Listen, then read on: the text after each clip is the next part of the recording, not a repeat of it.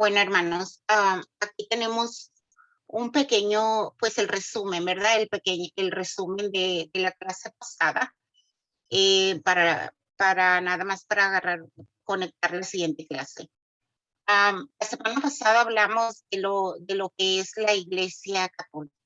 La pregunta, ¿no? ¿Qué es la Iglesia Católica? Decíamos que todos los hombres son convocados a formar el pueblo de Dios, ¿verdad? Y eso en sí es el cuerpo de Cristo, el cuerpo místico de Cristo, a todos los llamados, los que son convocados a formar ese cuerpo de Cristo.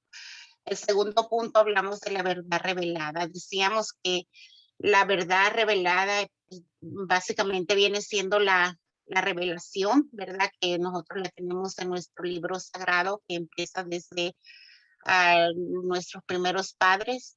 Decíamos que esta verdad terminó hasta el último testigo de la resurrección de Jesús, ¿verdad? Que estábamos hablando de los apóstoles, hasta el último, el que fue testigo de toda la vida de Jesús hasta su muerte y resurrección. También decíamos que ya a partir de ahí, de ese punto del último testigo, ya no hay nada nuevo.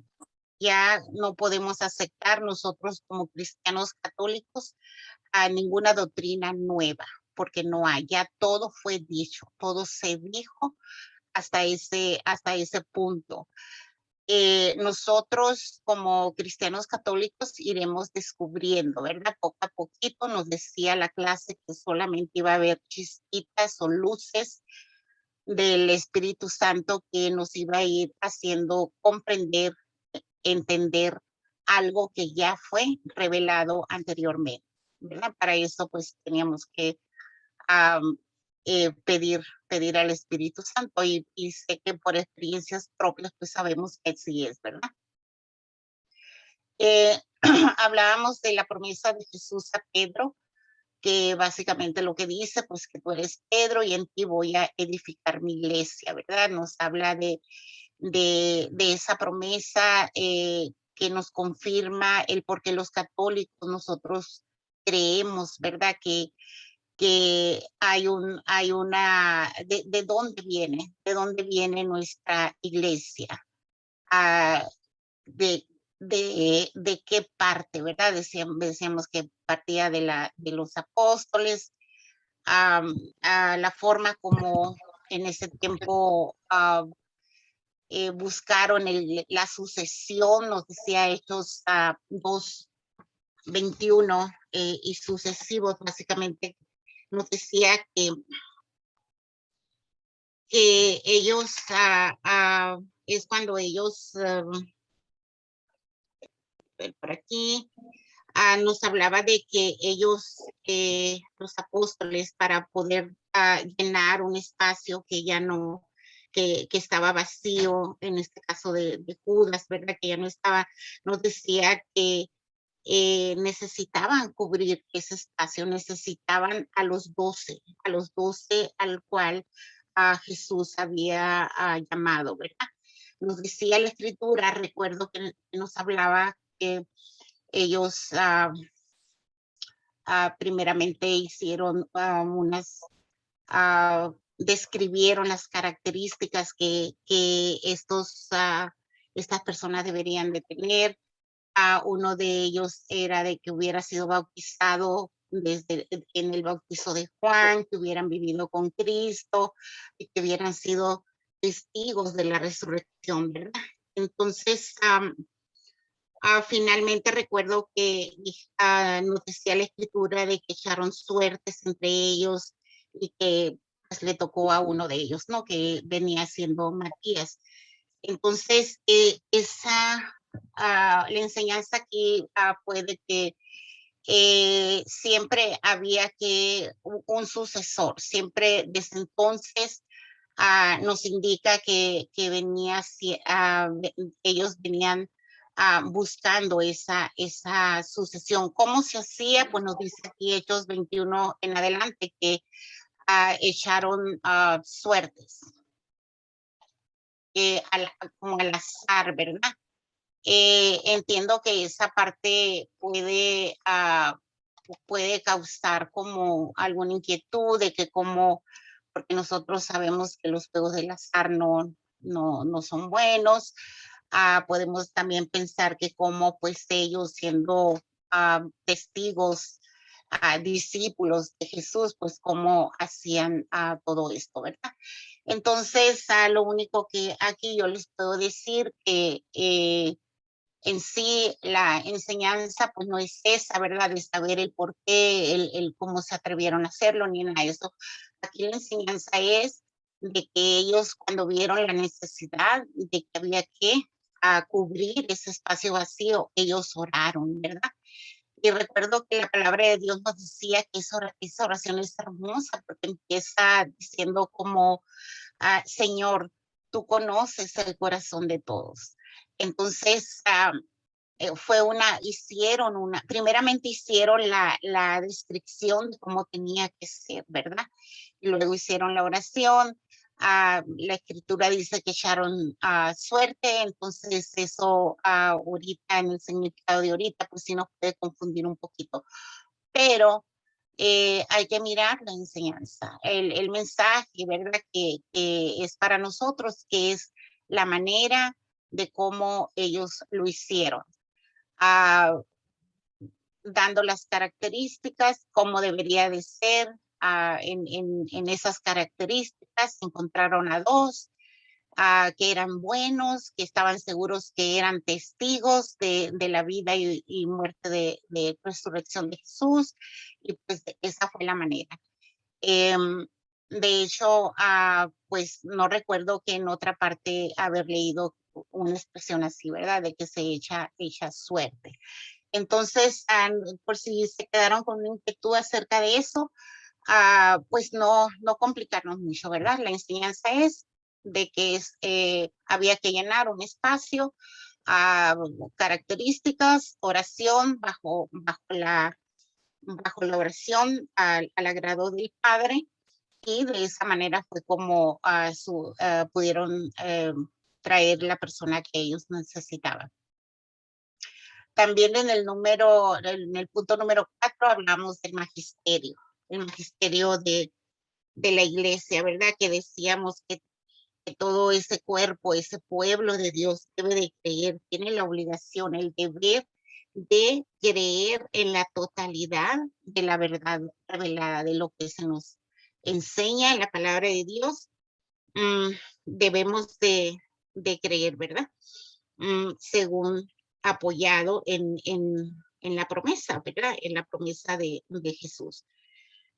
También miramos el punto número 6, que fue el sacerdote en la comunidad, donde decíamos que a las comunidades cristianas no debe de haber comunidad sin sacerdote. Siempre debe de haber un sacerdote que esté cuidando nuestra doctrina, que esté cuidando nuestra vida espiritual, que esté al pendiente, ¿verdad? Pero sobre todo es más bien para asegurar que la doctrina que nosotros estamos aprendiendo, pues es la verdadera, que no estamos metiendo otras ideas. También hablamos de la misión del seglar.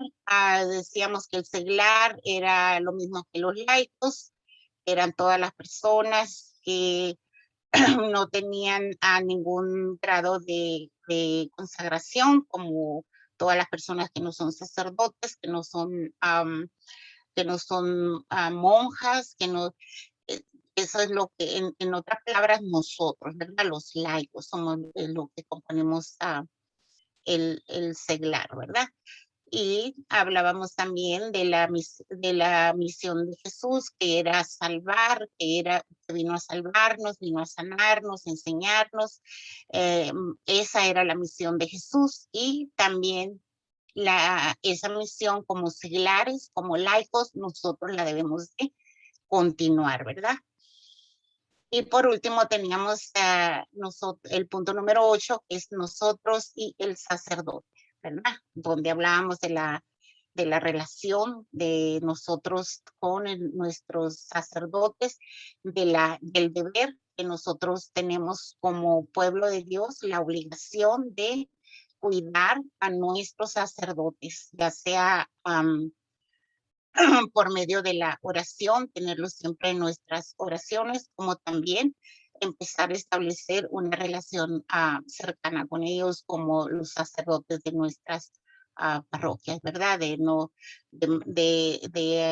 darles esa fuerza para que ellos se mantengan limpios. Esa es la importancia de esa relación de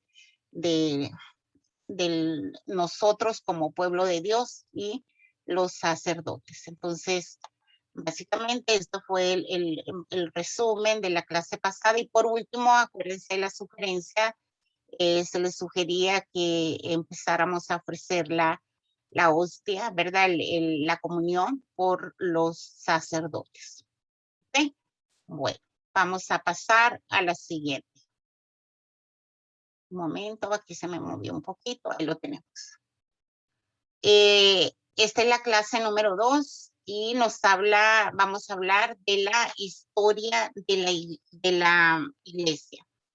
Vamos a empezar desde la fundación hasta las cruzadas. Y como lo dice aquí, es un breve resumen de la historia de la iglesia, ¿verdad? En esta clase nosotros vamos a narrar los acontecimientos más sobresalientes de la historia de la iglesia y también pues vamos a mirar cuáles fueron sus consecuencias de una manera breve. De una manera breve, vamos a mirar que quizás muchos de ustedes se van a quedar con inquietudes, van a decir que es mucha información, pero pues la clase así no lo indica, ¿verdad? Entonces muchas veces aunque nosotros querramos ampliar un poquito más, pues ya estamos hablando de irnos de más tiempo y nos podemos salir dentro de lo que es el parámetro de la clase. Como les dije la semana pasada, si queremos saber un poquito más, pues entonces si queremos enriquecer, ampliar este conocimiento, pues vamos a ir a las fuentes seguras, ¿verdad? Porque es mucho. Yo creo que esto ni en 3 años se podría llevar bien todo, como si diéramos como una información completa. ¿Ok? Entonces, dicho eso, vamos a ver vamos a ver aquí. La fundación de algunas sectas, grupos religiosos e iglesias protestantes. Aquí miramos en este cuadro que tenemos aquí, por ejemplo, tenemos que los luteranos se fundaron en 1521 y fue fundado por Martín Lutero. Tenemos a los presbiterianos que fueron fundados en 1560 y tenemos aquí que lo fundó John Knox. Lo tenemos a los calvinistas, 1533, fundado por Juan Calvino. Y luego tenemos a los anglicanos, 1534, por Enrique VIII. Tenemos los Rosacruces, 1614, por Valentín Andrea. Los metodistas, 1791, por John Wesley. Tenemos el Ejército de Salvación, 1878, por William Booth. Tenemos la Ciencia Cristiana, 1879, por Mary Baker. Iglesia de la Unificación, tenemos que fue fundada en 1954 por San Jan Moon. Los Testigos de Jehová, 876, por Charles Russell. Y así tenemos los mormones, los bautistas, tenemos a la Asamblea de Dios, tenemos a los evangélicos, tenemos a los sabatistas, Luz del Mundo, que si no me equivoco, esta Luz del Mundo es la Pare de Sufrir, algo así, 1926, por Joaquín Arón. Tenemos los pentecostales, tenemos la Iglesia Universal y tenemos la Iglesia Católica, fundada en el año 33. Hay algunos datos que dicen que en el año 30, o sea, varía un poquito, pero pues ahí estamos, ¿verdad? Y esta iglesia fue fundada por Jesucristo. Esta es la gran verdad. Esta es la verdad en la cual nosotros nos debemos de sentir orgullosos, debemos de creer que nuestra iglesia fue fundada por Jesucristo. No fue fundada por ninguno de los, como los que tenemos acá arriba, por hombres, pues, por hombres rebeldes, porque si nosotros vamos a la historia, si vemos, por ejemplo, por qué Martín Lutero dejó su religión católica, porque la dejó, nos vamos a encontrar muchos datos interesantes ahí pues, que nos van a sorprender, ¿verdad? Pero bueno, ese no es el punto. El punto aquí es que nuestra iglesia católica fue fundada más o menos en el año 33 y fue fundada por Jesucristo, la iglesia verdadera. El fundador de la iglesia fue Jesucristo en el año 33 de nuestra era, que fue cuando él empezó a enseñar su doctrina públicamente, ¿no? Donde ya él se destacó y empezó a salir a las comunidades. Tenemos un dato aquí que nos dice que Cristo no escribió una Biblia. Él lo que hizo es que fundó una iglesia. ¿Cómo la fundó? Llamó a hombres, los formó y luego los mandó a hablar y actuar en su nombre. O sea que esa es la grandeza, ¿verdad? Él no escribió nada, él no hizo ningún libro. La iglesia que Cristo fundó tiene más de 21 siglos de existencia, porque Cristo vivió aquí, estuvo con nosotros en la tierra hace más de 2000 años. La iglesia fundada por Cristo es la iglesia legítima, es la iglesia que escribió la Biblia, es la iglesia que recibió el Espíritu Santo y es la iglesia que salva. Esta es la iglesia católica, la que fue instituida por Cristo. La iglesia que Cristo fundó, su enseñanza, sus raíces vienen desde los apóstoles.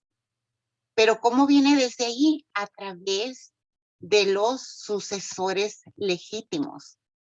Es la misma enseñanza, yo les decía en la clase pasada, es la misma enseñanza que viene desde los apóstoles hasta lo que tenemos ahorita.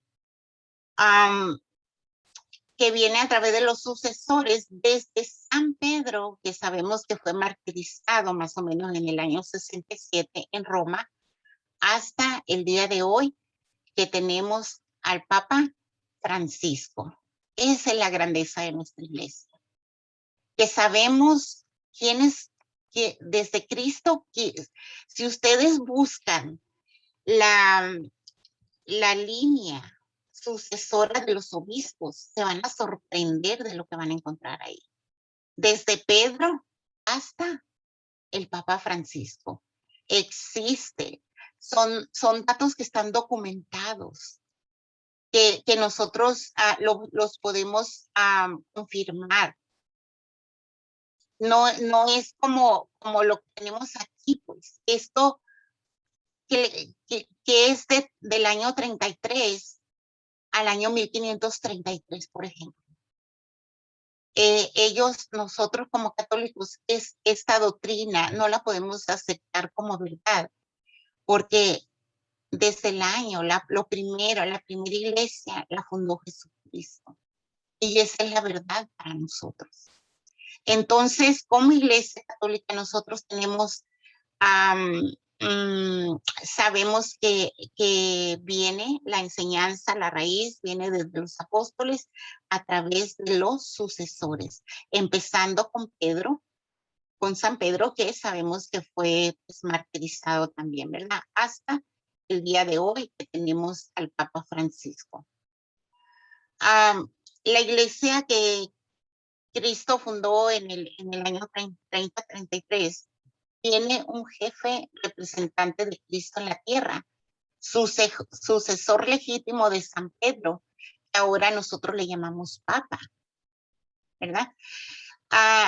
Esta iglesia fundada por Cristo es la única iglesia que ha tenido hasta el momento, hasta el día de hoy, si no me equivoco, 266 papas. La línea sucesora, ¿verdad? Hasta Pedro. Esta iglesia católica fundada por Cristo es la única iglesia que nos puede dar a nosotros una lista de sus jefes, desde San Pedro hasta el Papa. Bueno, eso ya lo dijimos. La iglesia que Cristo fundó es una iglesia. No fundó 2 iglesias, 3 iglesias, no. Él fundó una iglesia y la fundó santa porque el que la fundó pues es un santo. Y apostólica porque su enseñanza, sus raíces viene desde los apóstoles. Ahora la pregunta aquí es, ¿quién enseñó a los apóstoles? Cristo, ¿verdad? Entonces, esa es la grandeza, esa es la verdad, que como católica yo lo creo. Yo lo creo y me siento orgullosa, me emociona saber eso. Esta iglesia fundada por Cristo, que es una santa y apostólica, debe de profesar una misma fe, debe ser igual todo. No es como aquí en Arizona estamos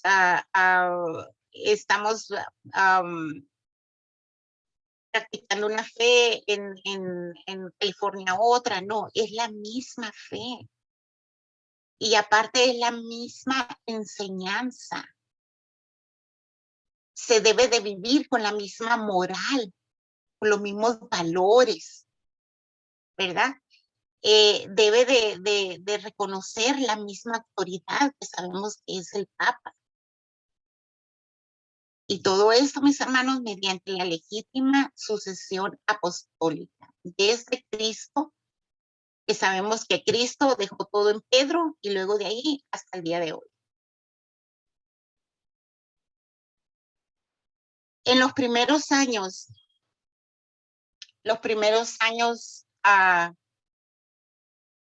nos dice aquí que la Iglesia Católica fue fundada por Cristo, ¿verdad? Como nos repite, que fue cuando empezó a enseñar públicamente y empezó a reunir a los discípulos, ¿verdad? Todo esto el católico lo cree porque la palabra de Dios nos lo confirma, ¿verdad? La palabra de Dios nos dice que Jesús eligió a Pedro, de tantos que traía. Él eligió a Pedro para que estuviera al frente de su iglesia. Esto pasó antes de que Cristo muriera, ¿no? Que es cuando le dice a Pedro y a los demás discípulos que esperen en oración hasta que Él les envíe el Espíritu Santo. Perdón, entonces, vamos a leer Mateo 16, 13, 19. Perdón, adelante, hermana. Les digo, vamos a ver dónde me quedé con eso. Perdón, ahí voy. Ahí voy, ¿ya? Hermana. Ahí está, adelante. ¿Okay? Jesús se fue a la región de Cesarea de Filipo. Estando allí preguntó a sus discípulos, según el parecer de la gente, ¿quién es este hijo del hombre? Respondieron, unos dicen que eres Juan el Bautista, otros que eres Elías o Jeremías o alguno de los profetas. Jesús les preguntó, ¿y ustedes quién dicen que soy yo? Pedro contestó, tú eres el Mesías, el Hijo de Dios vivo. Jesús le replicó, feliz eres, Simón de Barjona, porque esto no te lo ha revelado la carne ni la sangre, sino mi Padre que está en los cielos. Y ahora yo te digo, tú eres Pedro, o sea, piedra. Y sobre esta piedra edificaré mi iglesia. Los poderes de la muerte jamás la podrán vencer. Yo te daré las llaves del reino de los cielos. Lo que ates en la tierra quedará atado en el cielo, y lo que desates en la tierra quedará desatado en el cielo. Palabra del Señor. Gloria a ti, Señor. El Señor Jesús. Bueno, entonces ahí la palabra de Dios pues nos confirma, ¿verdad? Esa es la más grande revelación que nuestra Iglesia Católica tiene, ¿verdad? Del por qué nosotros creemos en esa sucesión, ¿verdad? De Pedro. ¿Por qué? Porque Jesús ahí le da el poder, ¿verdad? Lo escoge a él para formar su iglesia, ¿verdad? Hay muchas veces nos preguntan, por ejemplo, yo no creo en los sacerdotes, o nos dicen, yo no creo en los sacerdotes porque son hombres como nosotros. Yo no, de cómo tú sabes que un sacerdote puede como llevar esa misión, ¿verdad? Que llevaba Jesús. Entonces, pues aquí está la respuesta, por esa promesa, por ese llamado que Jesús hizo con Pedro, ¿verdad? Y por supuesto, esta gente o no conoce nuestra doctrina, o nunca se ha parado en la iglesia, o nomás está repitiendo lo que oye. Entonces, nosotros como buenos católicos debemos de tener mucha misericordia y no pues juzgar ni nada de eso, nada más pues si nos dan la oportunidad pues buscar como explicarles, ¿verdad? Pero muchas veces, aunque nos expliquen, si no creemos, no lo vamos a entender.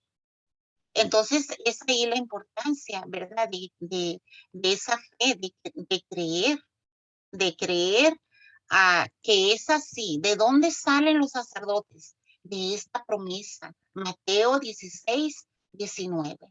De esa promesa. Por eso nosotros creemos quién fue el primer encargado, el primer sacerdote, el primer obispo, el primer papa de nuestra iglesia. Todos sabemos que fue Pedro. Pero Pedro no fue eterno. Pedro preparó. Pedro también llamó, preparó y luego mandó con el poder que Jesús le había dado a él. Y así de esa misma manera se lleva nuestra fe, nuestra doctrina hasta el día de hoy. Nosotros como laicos, en la clase pasada les hablábamos de que la misma misión que tuvo Jesús aquí en la tierra, la tenemos nosotros. ¿Por qué? ¿Por qué la tenemos? Porque Él nos da ese poder. Porque Él nos habla y nos prepara, nos convoca, nos prepara, nos forma y luego nos manda. Entonces, pero eso, hermanos, tenemos nosotros que creerle,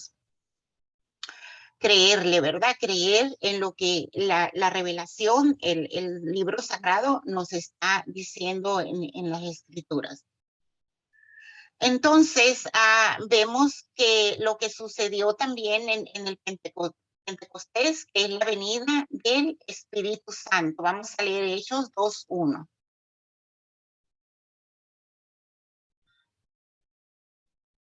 Rocío.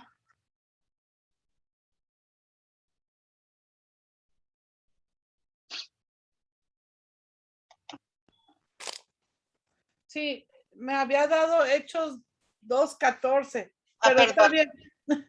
Hechos 2:1. Sí, está bien. No, o si alguien le dio 2:1. Hechos 2:1. Pero Okay. está bien, adelántenos. Cuando llegó el día de Pentecostés, estaban todos reunidos. De repente vino del cielo un ruido, como de viento huracanado, que llenó toda la casa donde se alojaban. Palabra de Dios. Te alabamos, Señor. Te alabamos, Señor. Te alabamos, Señor. ¿Ven? Entonces, ¿Por qué Hechos 2:1 nos confirma la venida del Espíritu Santo? Porque Jesús le dice a Pedro antes de morir, le dice, le explica a Pedro y a los demás que ellos deben de esperar en oración hasta que Él les envíe el Espíritu Santo. Y vamos a tener en mente que esto no fue como era un día tras día o semana tras semana. Realmente no sabemos, pasaron tiempo, fueron periodos largos de tiempo, ¿verdad? Pero aún así, pues los apóstoles se mantenían en su oración, se mantenían unidos, ¿verdad? Esperando ¿qué? El Espíritu Santo. ¿Por qué lo esperaban? Porque creían en Jesús. Ellos todavía esa fe, esa esperanza, ellos la mantenían y la iban transmitiendo. Ahora, en Hechos 2:14, ya llegó el Espíritu Santo. Llegó donde ellos estaban reunidos, ¿verdad? Donde ellos se mantenían en oración. Llegó el Espíritu Santo. ¿Y qué salió de ahí? ¿Qué salió de la llegada del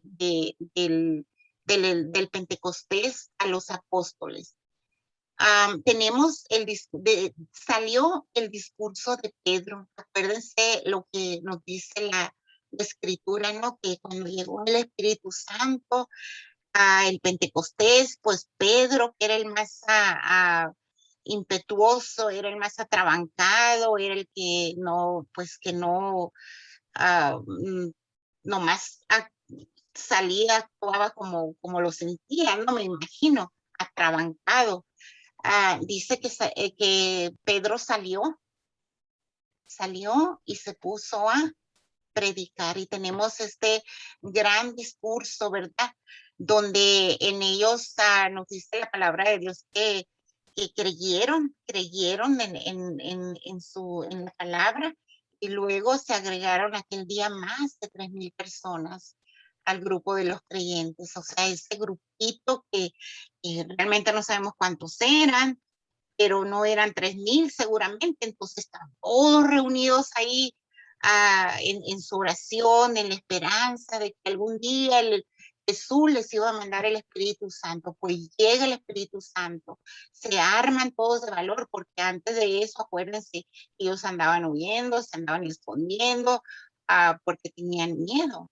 Pero cuando ya tienen el Espíritu Santo, se les quita el miedo y es cuando Pedro sale y evangeliza a 3,000 que aceptaron el bautismo. Vamos a confirmarlo en Hechos 2:14. Vamos a ver qué nos dice Hechos 2:14. Amén. Pedro se puso de pie con los 11 y levantando la voz les dirigió la palabra. Judíos y todos los que habitan en Jerusalén, sépanlo bien y presten atención a lo que les voy a decir. Palabra de Dios. Te alabamos, Señor. Te alabamos, Señor. Y si siguen leyendo, si siguen leyendo más el Hechos 2:14, 15 y 16, ahí se van a dar cuenta todo lo que pasó ahí, ¿verdad? Es cuando empezaron a hablar en lenguas, todos entendían de acuerdo a la lengua que ellos hablaban. Entonces, ahí es donde de ese gran discurso de Pedro, lleno del Espíritu Santo, pienso que tenían meses o años esperando el Espíritu Santo, le llegó y estos salieron todos desbocados para afuera, ¿verdad? Y empezaron a predicar, Entonces tenemos que de este gran discurso, 3,000 personas creyeron, se bautizaron y luego se unieron al grupo, ¿verdad? Al grupo de los apóstoles. ¿Qué nos dice esto? Nos dice que estas fueron las primeras, ahí se formó la primera comunidad, las primeras comunidades cristianas católicas. Y si tienen oportunidad, lean todo el libro de Hechos. Ahí explica muy bien todo. No sé en qué parte dice que no fueron 3,000 y en la siguiente vez fueron 5,000 y así fueron subiendo, ¿verdad? Entonces fueron creyendo. Pero todo esto, hermanos, no pasó hasta cuándo, hasta que llegó el Espíritu Santo. Entonces tenemos que de estas 3,000 personas, pues ya tenemos la primera comunidad cristiana. Nos dice que esas comunidades, esa primera comunidad, ellos se mantenían unidos, recibiendo la enseñanza. ¿La enseñanza de quién? De los apóstoles, que ellos llamaban, formaban y luego enviaban. En estas reuniones ellos también compartían la fracción del pan, compartían las oraciones, vivían unidos, tenían todo en común, quiere decir que se ayudaban, pues todo era de todo. Vendían sus posiciones, sus bienes y repartían el precio entre todos según la necesidad de cada uno. Entonces, realmente era una verdadera comunidad cristiana católica, la primera que surgió de ese gran discurso de Pedro. Vamos a confirmar eso en Hechos 2:42. Amén. Y perseveraban en la doctrina de los apóstoles, en la comunión unos con otros, en el compartir el pan y en las oraciones. Palabra de Dios, te alabamos, Señor. Te alabamos, Señor. Entonces, ahí tenemos, hermanos, como la confirmación de cómo que eran las características de esta primera comunidad cristiana. ¿Ok? La primera comunidad cristiana debería de ser para nosotros un modelo, ¿verdad? Un modelo a seguir, modelo de hermandad, que todos los cristianos deberíamos de tener. Y de hecho lo es, porque, por ejemplo, en todos los grupos que tiene nuestra iglesia, nuestra parroquia, pues a eso se reúnen, a compartir la palabra, la enseñanza, no falta la oración, la comunión. Entonces, debe de ser, es un modelo, debería de ser un modelo todo el tiempo para nosotros como cristianos católicos. Aunque dice aquí que los hechos de los apóstoles nos dicen que también había dificultades entre ellos, que también había problemas que desde entonces pues había que solucionar. Y es exactamente como ahora. Nosotros también, como comunidades cristianas católicas, también nosotros tenemos problemas de organización, de ponernos de acuerdo, de evangelización, de que tú no, yo sí, yo prefiero al otro. Entonces, todos esos desacuerdos, todos esos problemas no son nuevos de ahora, vienen desde las primeras comunidades y los hechos de los apóstoles nos los dejan saber. Esto es para que muchas veces nosotros nos desesperamos, ¿verdad?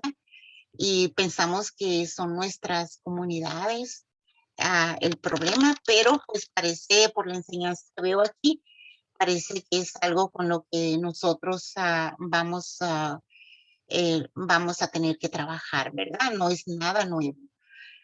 Entonces, de esa comunidad primitiva surge la jerarquía de la que hablábamos la clase pasada. Acuérdense que dentro de la jerarquía mencionábamos al papa, al obispo, a los sacerdotes, a los diáconos y a lo último era el pueblo de Dios, ¿verdad? Entonces, nada más para recordar, pues aquí les puse el esquema. El pueblo judío no veía con buenos ojos estas agrupaciones, estas comunidades cristianas. cada vez que, pues entre más, si en el primer discurso fueron 3,000, imagínense cómo, qué tantos más se fueron adhiriendo, ¿verdad? Al cristianismo. Entonces, los judíos, por supuesto que no les gustaba cómo ellos se agrupaban, cómo ellos cambiaban su vida. Por ejemplo, en el pueblo judío siempre era como, había mucho, eran más como materialistas, entonces el pueblo, los que se convertían al cristianismo, pues ya había una conversión entre ellos, nos dice Hechos 2:42 que compartían lo que tenían, se ayudaban unos con otros. Entonces todo esto, el pueblo judío, por supuesto que no le gustó.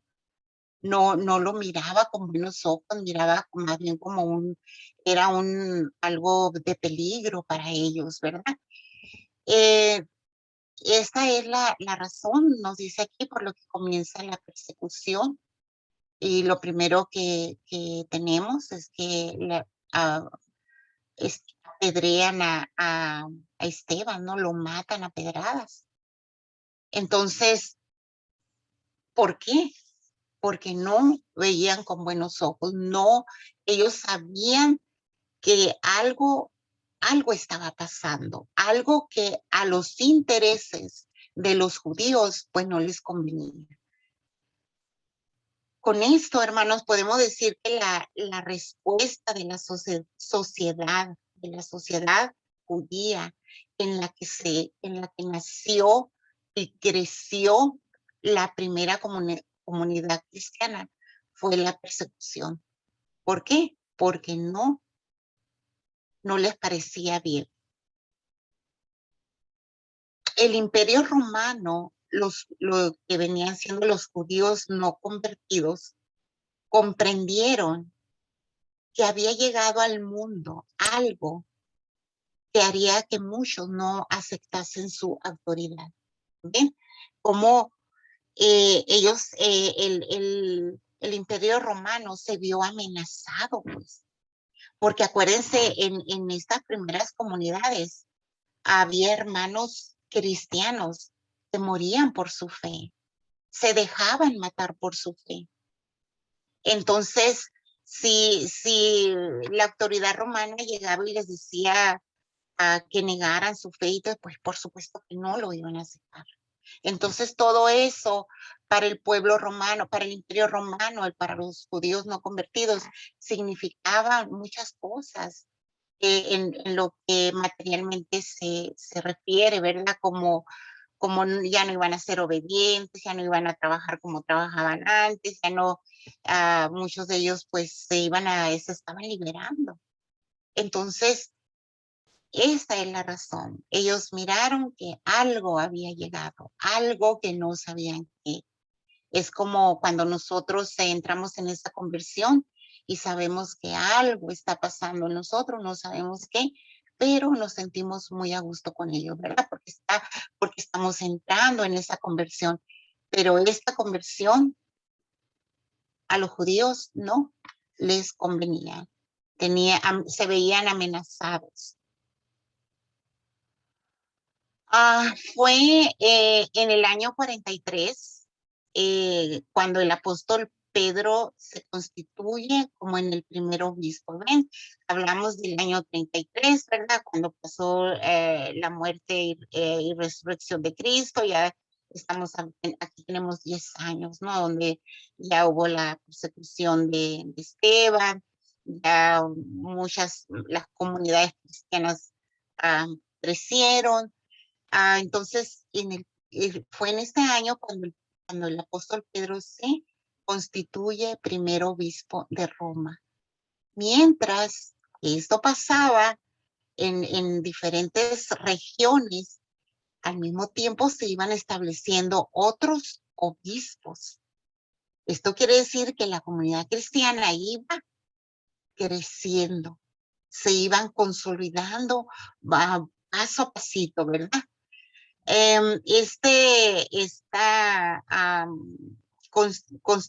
Cuando Pedro se constituye a obispo, pues fueron aceptar, todas las demás, toda la gran comunidad de los cristianos lo aceptaron, estuvieron de acuerdo, ¿verdad? ¿Por qué? Porque ellos sabían de las promesas de Jesús acerca de la supremacía de Pedro, ¿verdad? Y vamos a confirmar esto con Mateo 16, 19.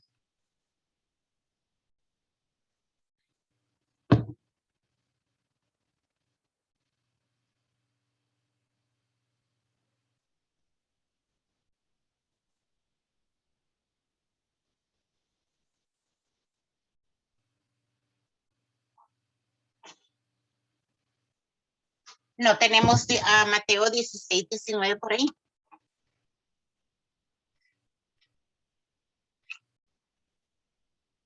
Sí, Adelante. Mateo 16, 19.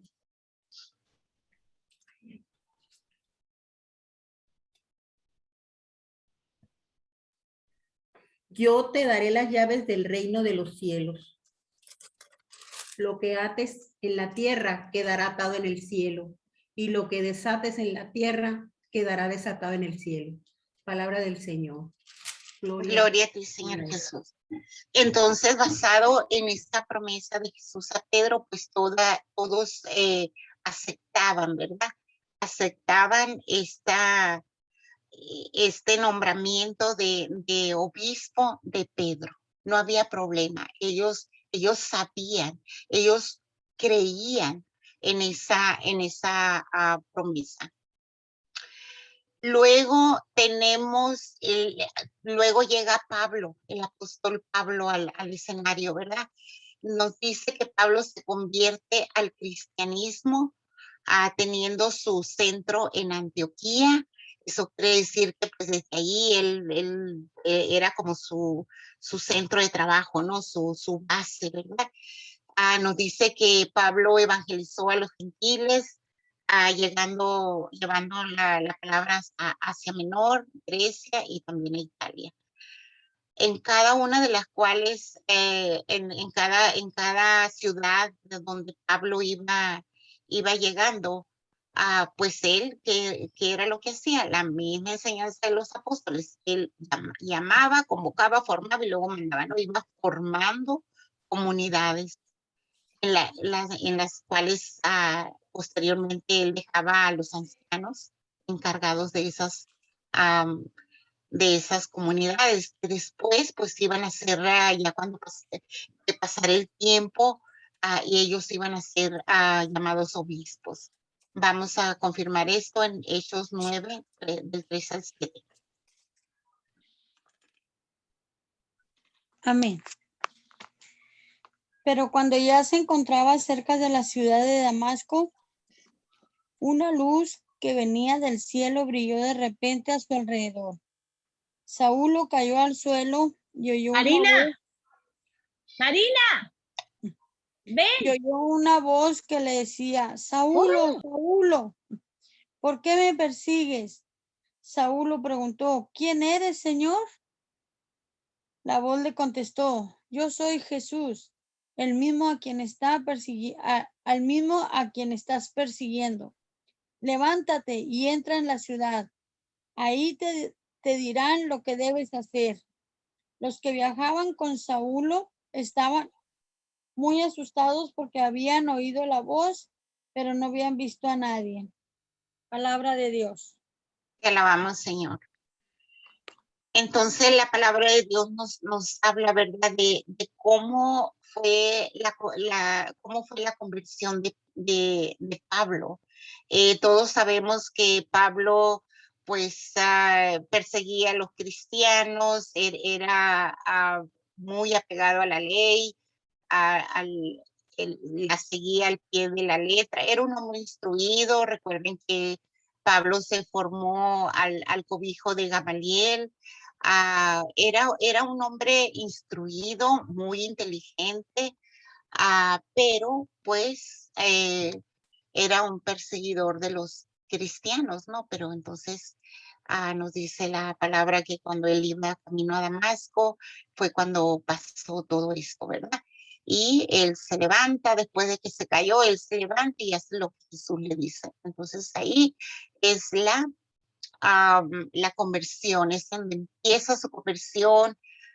Él queda tan impactado por el encuentro ese que tuvo con Jesús, que pues, nos dice que evangelizó a los gentiles, fue a Asia, a Grecia, a Italia, a diferentes partes del continente. Y aparte, pues, él formaba comunidades, las dejaba al cuidado de los ancianos y luego que después los llamarían obispos. Era la forma, ¿verdad? La forma como la fe cristiana, la doctrina se iba expandiendo bajo persecuciones, porque no eran bien vistas por los judíos. Y aquí nada más les quise ilustrar, no sé si lo pueden ver bien, el primer viaje de Pedro. Aquí tenemos Antioquía, que estas líneas rojas es por las partes donde él estuvo evangelizando y formando comunidades. Aquí tenemos el segundo viaje, donde él parte de Jerusalén y pues básicamente le da la vuelta, ¿verdad? Aquí tenemos. Y luego tenemos el tercer viaje, Antioquía, y luego igual, donde él seguramente ya una vez establecidas esas comunidades, pues él regresaba a visitarlas y si no podía, pues acuérdense que tenemos las cartas. Esto que tenemos aquí es el viaje, pero el último viaje de él, de San Pablo, pero ya cautivo, ¿verdad? Que parten de aquí, de Jerusalén, y aquí viene la ruta, todo esto hasta aquí, hasta que llegan a Roma, ¿verdad? Donde él es martirizado. Entonces, nada más para que tengamos una idea, de verdad, esto es más para ampliar un poquito. En total, después de la conversión de Pablo, tenemos que fueron 10 persecuciones principales en contra de los cristianos.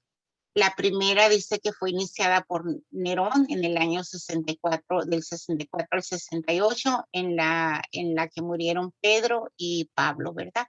Y aquí tenemos a Pablo, que todos sabemos que él pidió que le quitaran la vida, que lo crucificaran de cabeza, ¿verdad? Porque él decía que no merecía morir como murió nuestro Señor Jesucristo. Y tenemos aquí a Pablo, que él fue decapitado, ¿verdad? Como ciudadano romano, pues es la muerte que él no podía ser crucificado, sino que tenía que ser decapitado. No más. Luego tenemos después de las 10 persecuciones, que fue del año 33 al año 68 más o menos, ya nos vamos a brincar en la enseñanza al año 313, ¿verdad? Cuando entra en la escena el emperador Constantino. Este emperador, aquí tengo algunos puntos importantes que él hizo. En el año 313, Constantino publicó el edicto de tolerancia para los cristianos. Se le llamó el edicto de Milán. Para este año los cristianos eran perseguidos, eran torturados, no era todavía, pues no eran aceptados, ¿verdad? Entonces, cuando llega Constantino al poder, él hace el edicto de Milán, donde le da cierta tolerancia a la Iglesia católica. También Constantino, el emperador Constantino, consideró la religión cristiana como la religión del imperio. Esto fue muy bueno para nuestra iglesia, porque si el gobernador era católico, pues todos los demás, todo el pueblo iba a ser católico, ¿no? Así es como funcionaba en aquella época. Y nos dice aquí que la consideró del imperio y hasta él se hizo bautizar antes de morir. Otra de las cosas buenas que hizo para los católicos fue que fomentó la conversión al cristianismo, es donde entra aquí la religión del imperio, defendió a los esclavos, prohibió que los mataran y también prohibió el adulterio. Constantino también construyó iglesias, obsequió al Papa Silverio el Palacio de Letrán y levantó en el Vaticano una basílica en honor al príncipe de los apóstoles, que sabemos que fue Pedro, ¿verdad? Y también restituyó los bienes eclesiásticos confiscados por sus antecesores. Antes de este año, de este siglo, pues también, ¿verdad? En esas persecuciones, pues le quitaban lo mucho o lo poco que la Iglesia Católica iba acumulando. Acuérdense que las comunidades compartían los bienes, entonces pues se iban acumulando, pero en algún momento se los quitaron, entonces él les devolvió todo. Cuando todo parecía que iba a estar bien con el apoyo del emperador Constantino, entonces la iglesia tuvo que enfrentarse a un problema, nos dice aquí. El problema era que los emperadores se empezaron a meter, a inmiscuirse en la interpretación del mensaje, y entonces fue cuando empezaron a hacerse guerras en nombre de Cristo, ¿verdad? Porque pues, ya como que todo se salió de control, ¿verdad? Fue tan bueno el Constantino que ya los demás emperadores pues quisieron meterse en la interpretación del mensaje, ¿verdad? Pero pues acuérdense que Pedro hizo muy buen trabajo en la formación, ¿verdad? Que siempre había ese grupo de que estaban encargados de defender nuestra doctrina. Luego llegamos a la herejía de Arrio. Herejía es un error en materia de fe. Este error consiste ya sea en la negación formal o simplemente con la duda de alguna de las verdades reveladas, o sea, nos está hablando acerca de la revelación del libro sagrado, ¿verdad? De lo que nuestra iglesia nos ha enseñado. Esto hecho por una persona bautizada. Hay que tener muy claro esto. Herejía es un error de fe que consiste en la negación o duda de nuestra doctrina o de la revelación hecho por una persona bautizada. Entonces, durante los primeros 3 siglos dieron orígenes a distintas sectas, las cuales tenemos aquí. Las principales fueron los judaizantes.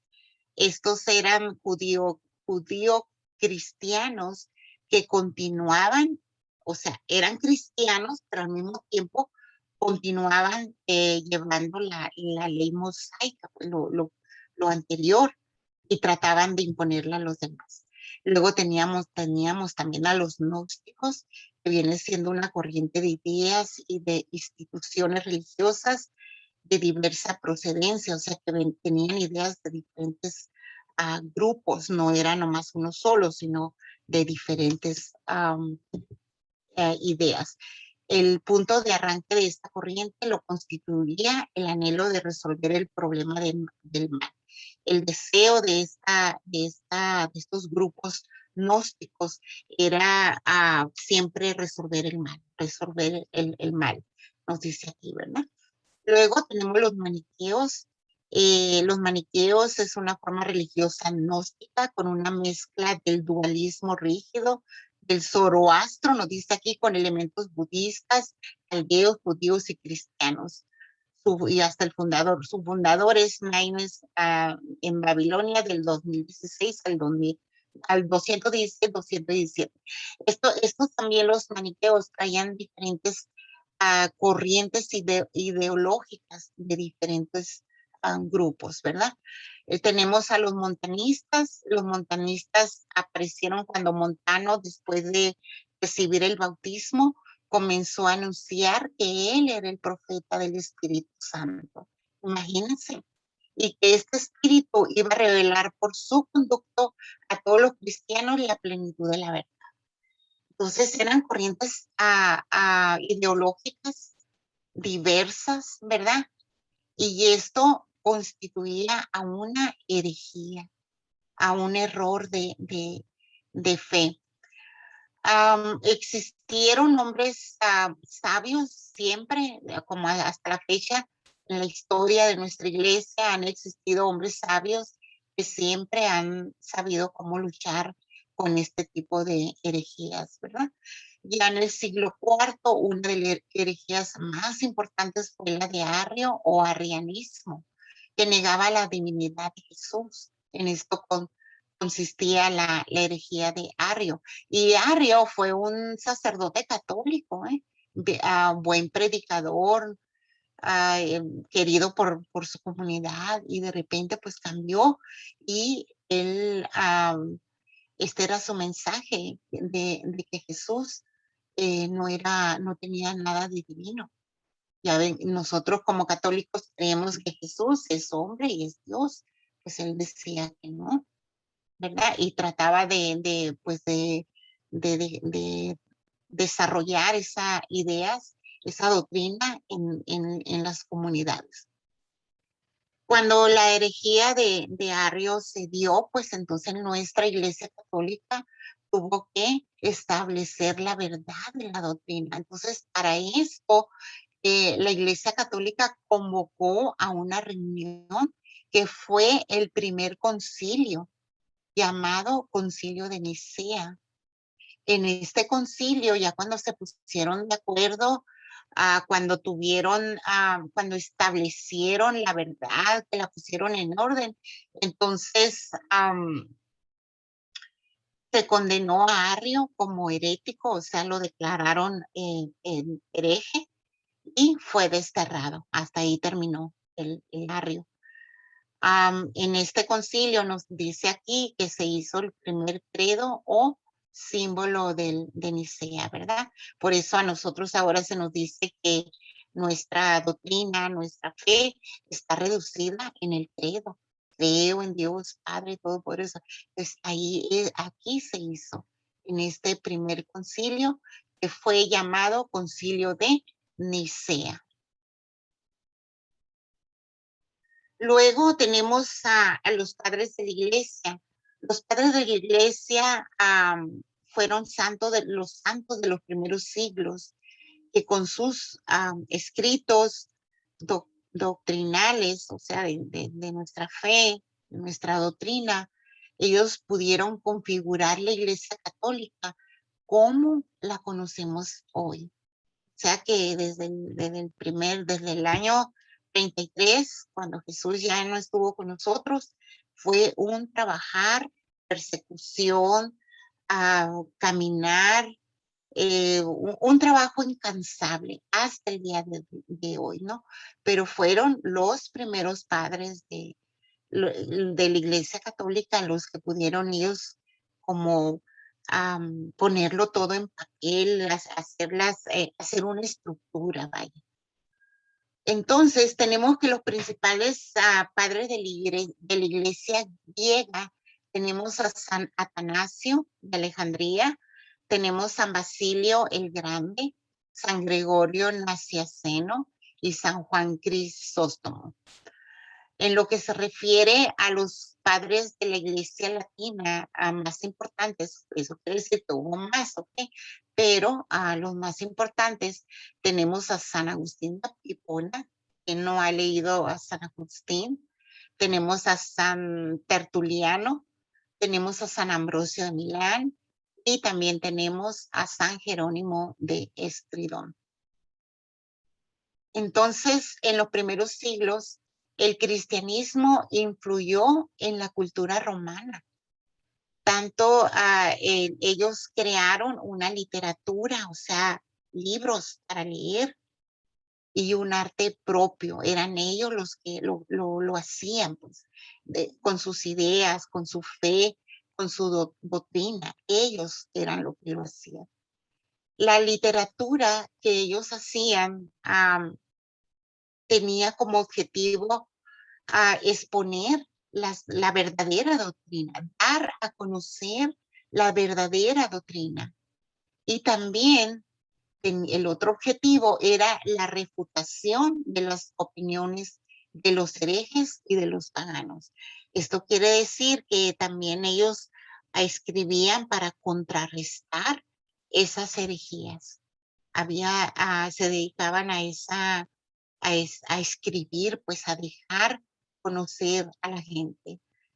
En el siglo primero y segundo, la literatura cristiana siempre se utilizó el griego, el idioma griego. Pero tenemos aquí que San Jerónimo, uno de los primeros padres de nuestra iglesia latina, San Jerónimo de Estridón, fue el que hizo la traducción de la Biblia del hebreo al latino. A esta traducción se le llamó Vulgata, la Vulgata, y fue consagrada por la Iglesia como la única y auténtica y digna de fe. Entonces, esto es muy importante. Aquí vemos a los padres de la Iglesia católica, ¿verdad? Trabajando duro, organizando, estructurando, dejando en papel todo pues escrito, refutando las herejías. Yo me imagino que era como a veces cuando me pongo a reflexionar todo esto, siento como que unos trabajaban de día y otros de noche, porque es mucho, es demasiado. Luego tenemos ya en el siglo V, si se dan cuenta, vamos siglo por siglo ya. Siglo V dice que a mediados de este siglo varios pueblos bárbaros invadieron el Imperio Romano. Ya fue cuando se empezó empezó la caída del Imperio Romano, cuando ya estos pueblos bárbaros que sin son ni ton, ¿verdad? Eran pueblos como nómadas que andaban pues nomás haciendo daño. Entonces a estos pueblos bárbaros, a nuestra iglesia le tomó 2 siglos, nos dice aquí, les tomó 2 siglos de esfuerzo para convertirlos. O sea que a medida que iban llegando, iban invadiendo a nuestra iglesia, pues también los iba evangelizando. Y nos dice aquí que 2 siglos, fíjense, les tomó a evangelizarlos. Entonces, con esto, nuestra iglesia, sí, dice aquí imponiéndose, fue como que avanzó, creció en todo el occidente de la unidad católica. O sea que la evangelización prosperó, creció, se hicieron mucho más comunidades cristianas católicas. Pero en un siglo más tarde se convirtieron aparte de los bárbaros que empezaron a llegar los visigodos, y en los siguientes siglos se fueron convirtiendo, también fueron convirtiendo a Inglaterra, Alemania y pues todo lo que es la parte esta de Europa, ¿verdad? Estos datos, como les digo, no, pues no es lo importante aquí, la enseñanza aquí es mirar cómo nuestra iglesia se movía, si eran bárbaros, si eran visigodos, no importara qué pueblo, si ellos podían, ellos los agarraban y empezaban a evangelizar, ¿verdad? Y luego esa evangelización se fue yendo hasta Inglaterra, Alemania, ¿no? En estos tiempos, en el siglo V, con la conversión de los bárbaros y todo eso, fue cuando empezaron las órdenes religiosas y también empezaron la construcción de los monasterios. Nos dice aquí, con grandes hombres a la cabeza, o sea, con grandes líderes, como fueron San Benito, y también nos menciona aquí a San Gregorio.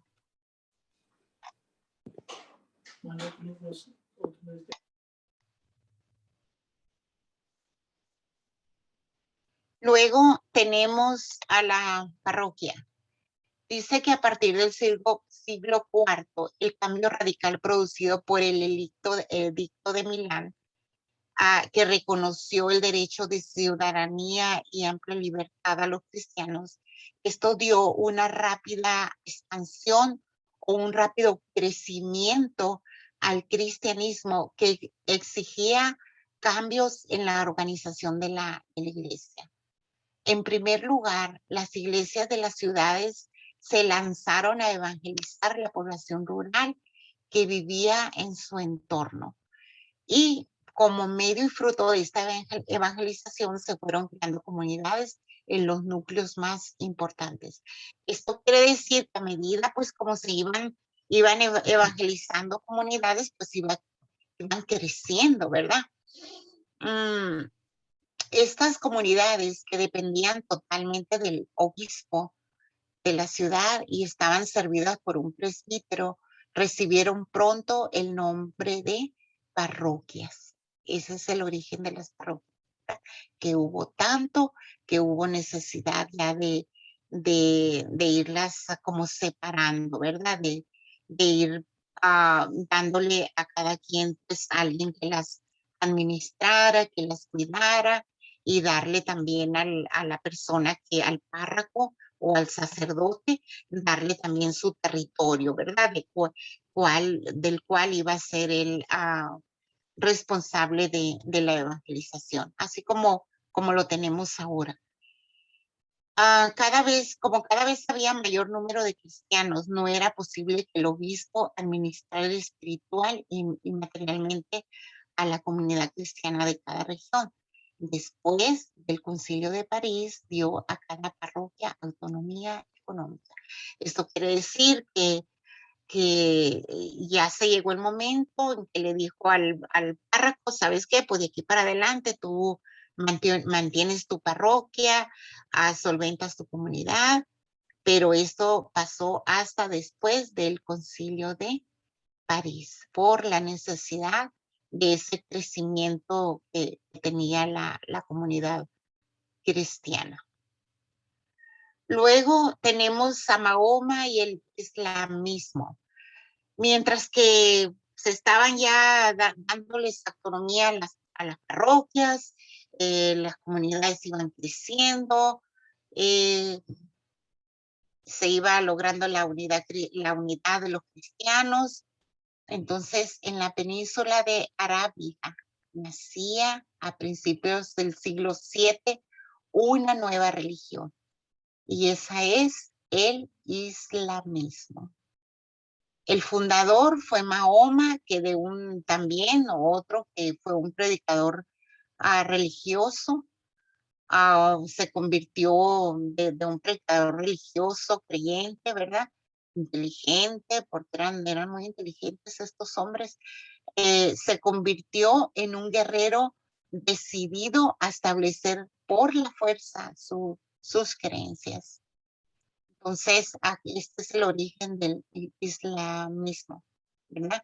De Mahoma, que quiso poner sus creencias, su fe, sus ideas, las quiso implementarlas al pueblo, pues, de una manera forzosa, ¿verdad? A la fuerza. De esta manera, a fuerzas, pues consiguió transformar totalmente a su país.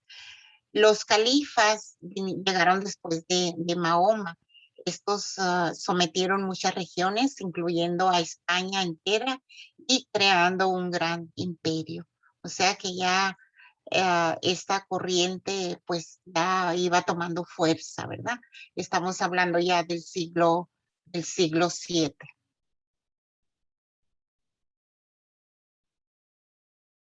Que vamos a mirar aquí. Sí sé que se llama poder temporal a la influencia de poder tanto gubernamental como político. Creo que me pasé algo aquí. Hasta el siglo VIII los papas tenían dominio espiritual en toda Europa y no tenían ningún poder temporal. Pero había un rey que se llamaba Pipino, que era el rey de los francos. Este rey, en una guerra que tuvo, él se apoderó de gran parte de Italia, que dependía de Bizancio, nos dice aquí. Y cuando él se apoderó de esta porción, ¿verdad? Él se la regaló a la Santa Sede. A este hecho, o sea, al hecho de que ya la Santa Sede tenía un territorio, tenía un pedazo de tierra, vamos a decir así. A este hecho se le considera el origen del poder temporal de los papas, que agregaron así con este regalo, ¿verdad? Ellos pudieron tener a su calidad de jefes de la Iglesia Católica el título de soberanos de un estado que abarca desde Roma hasta Ravenna. Ahorita estamos hablando básicamente en este tiempo de lo que es el Vaticano, ¿verdad? Y dónde está el Vaticano. Entonces, el poder temporal de los papas viene siendo cuando nuestra iglesia tenía el poder espiritual sobre el pueblo, pero también tenía el poder civil donde como gobierno, ¿verdad? Y esto lo obtuvieron cuando el rey Pipino pues les dio ya una parte de Italia, una porción de tierra, de estado, un estado donde ya pues ahí ellos ya tenían los dos poderes juntos. No sé si quedó claro, pero pues si no, pues hagan preguntas. En el reinado de Carlos Magno, que Carlos Magno, pues, era hijo del rey Pipino, se manifiesta todo su esplendor a la acción civilizadora de la iglesia. Esto quiere decir que en este reinado de Carlos Magno, la iglesia estaba en su esplendor, en su crecimiento, tenía riqueza, tenía el poder espiritual, tenía el poder civil, ¿verdad? Tenía todo.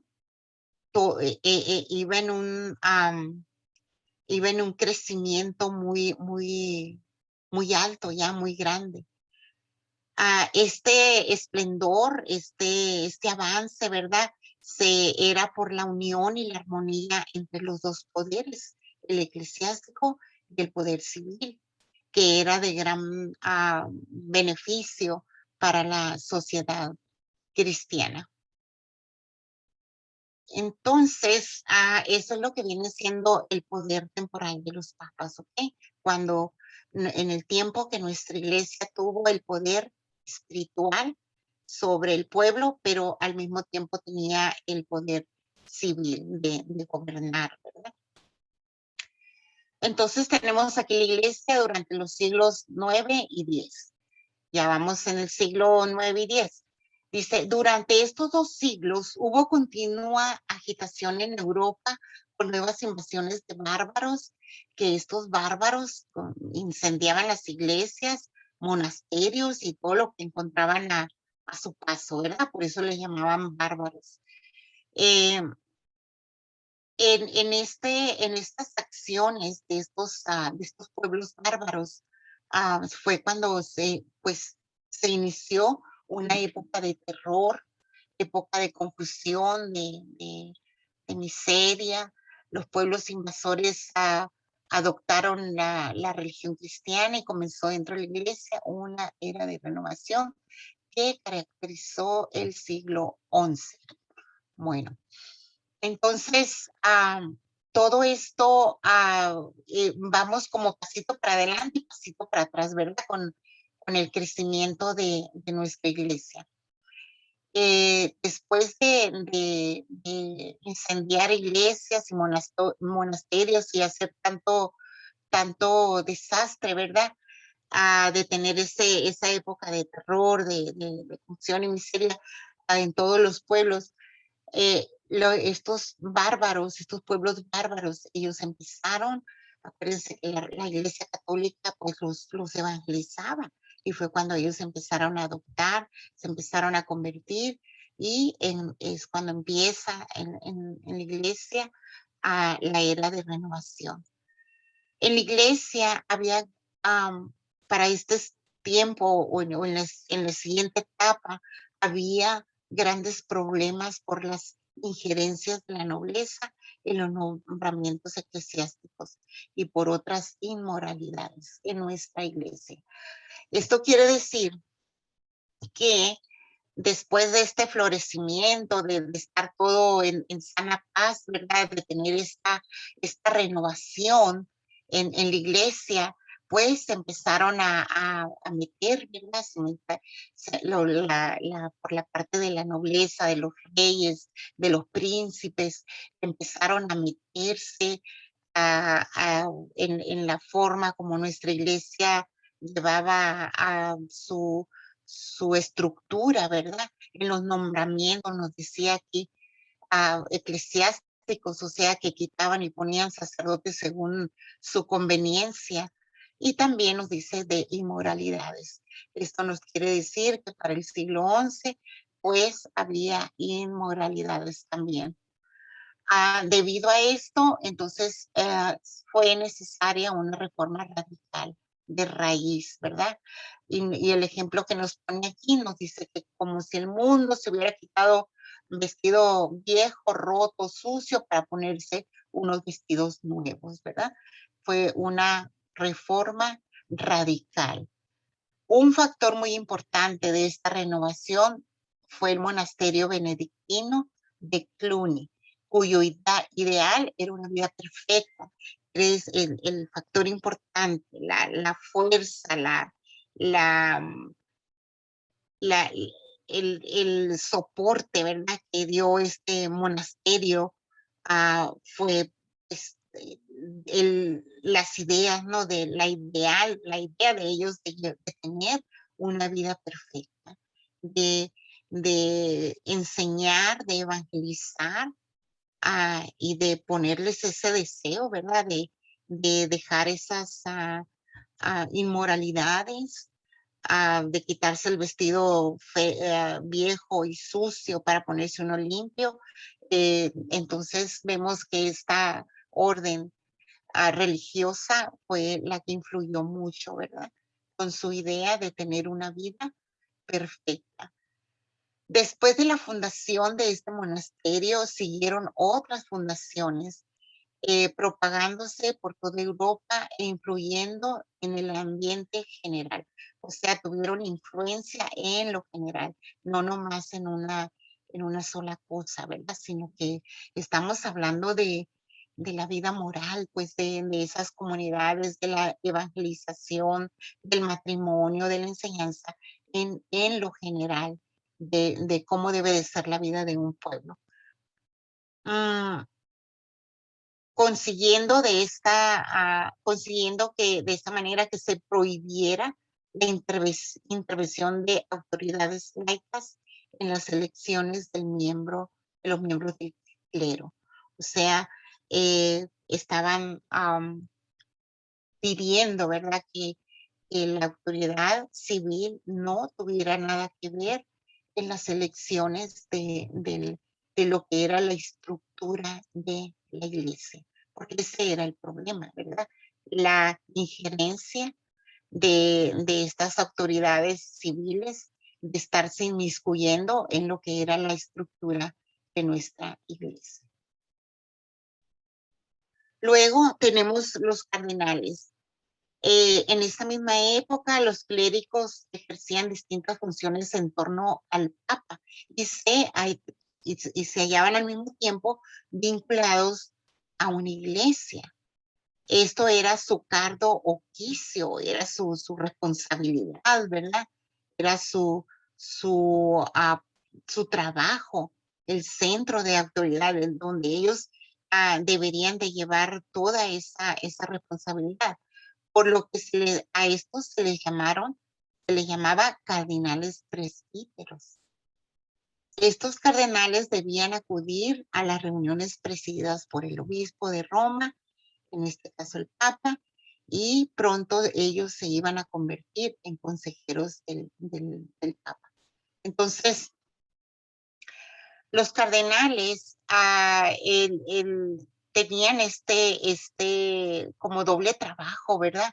De estar al servicio o a los llamados de lo que era del Papa, pero también ellos tenían esa responsabilidad en ellos de cuidar, ¿verdad? De estar con el pueblo de Dios y cuidando sobre todo la moral, la enseñanza, pues, de cuidar la doctrina en ellos.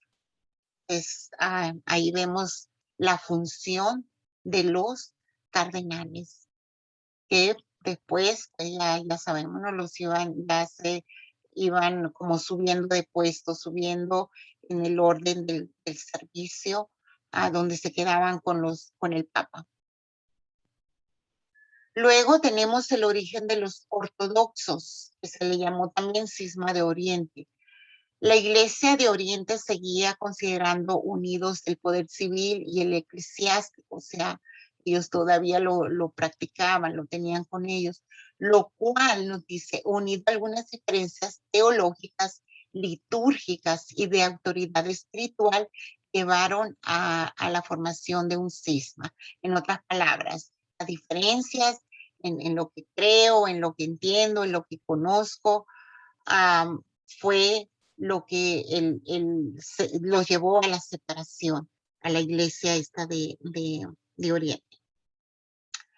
La ruptura inicial fue en el año 1054. Esta iglesia de Oriente, hasta la fecha, hasta el día de hoy, se ha mantenido pura en su doctrina.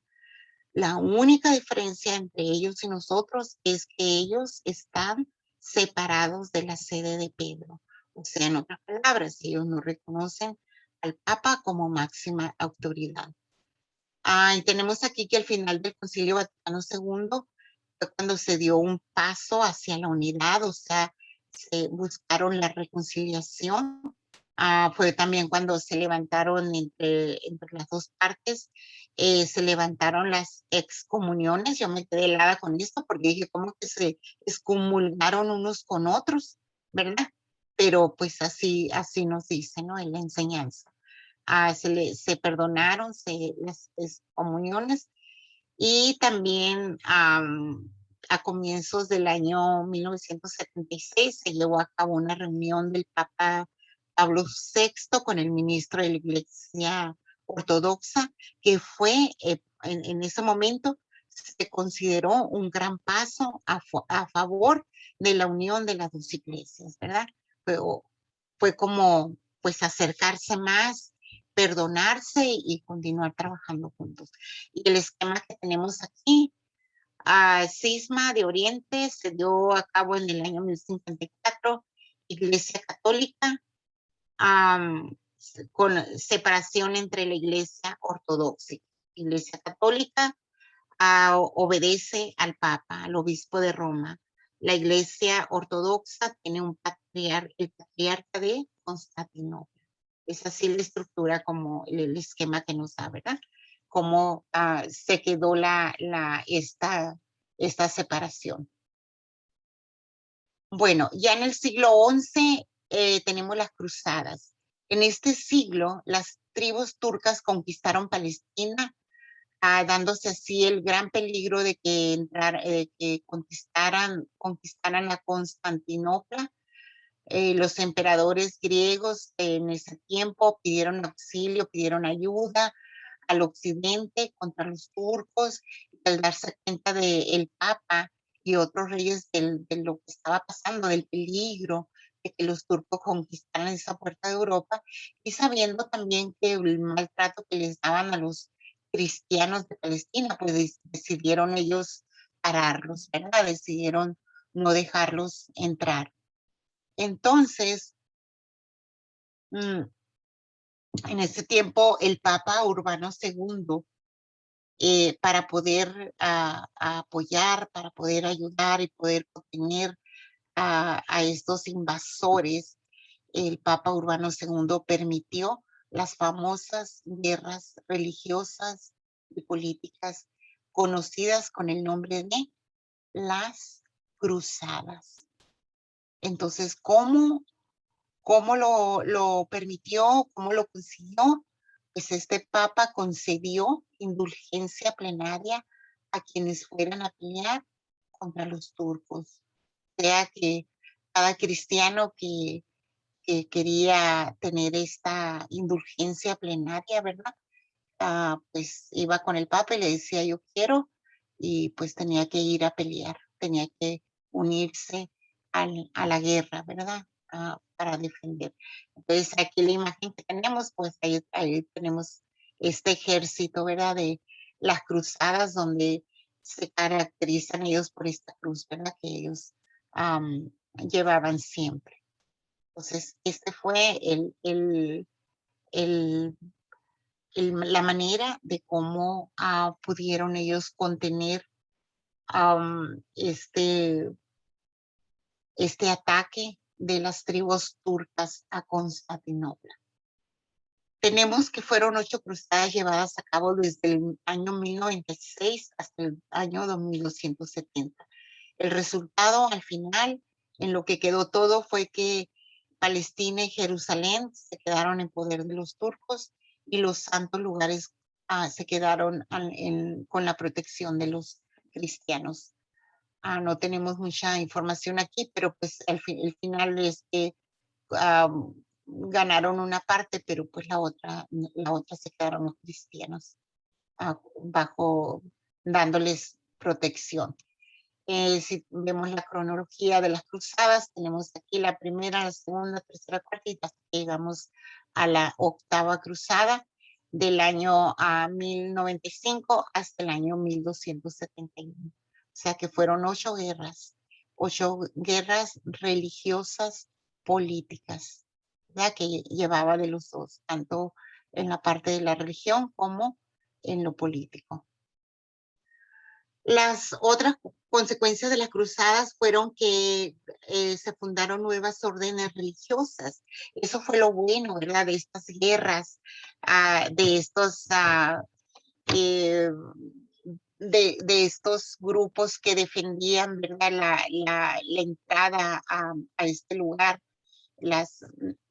de que de cuidando los lugares santos, defendiendo los cristianos y todo eso. Entonces, todo esto, todas estas guerras dio lugar a nuevas órdenes religiosas. O sea que ellos vieron en ese momento la necesidad de más órdenes religiosas.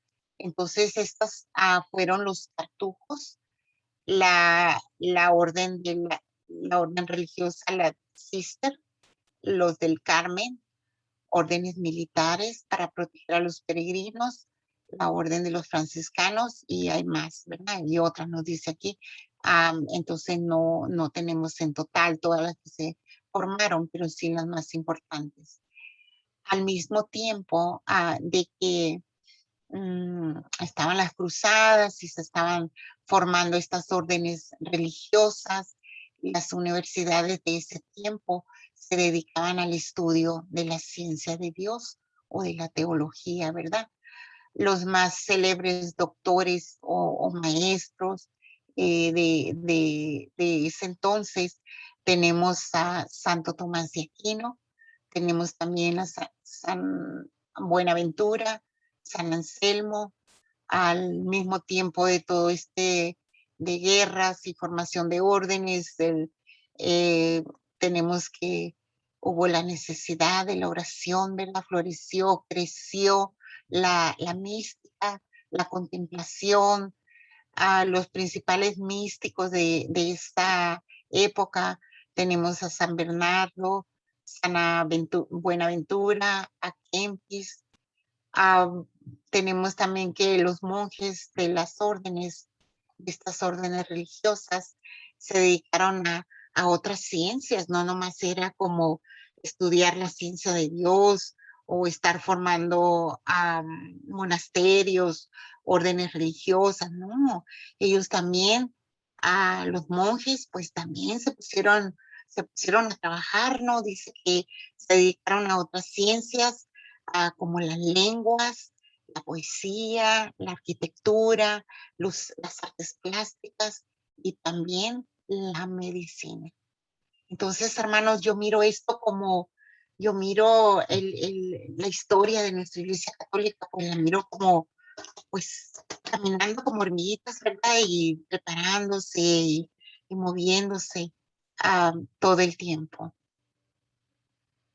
Y nos vamos a quedar aquí con que las órdenes religiosas, pues, se dedicaron a las lenguas, la poesía, la arquitectura, las artes plásticas y a la medicina. Y continuamos la siguiente clase, con el favor de Dios. Voy a terminar con esta oración que dice así: que en esta noche Dios libre al mundo entero de cualquier catástrofe, que las naciones se amen y no haya guerras, que triunfe siempre el amor, la paz y la justicia. Amén. En el nombre del Padre, del Hijo y del Espíritu Santo. Vamos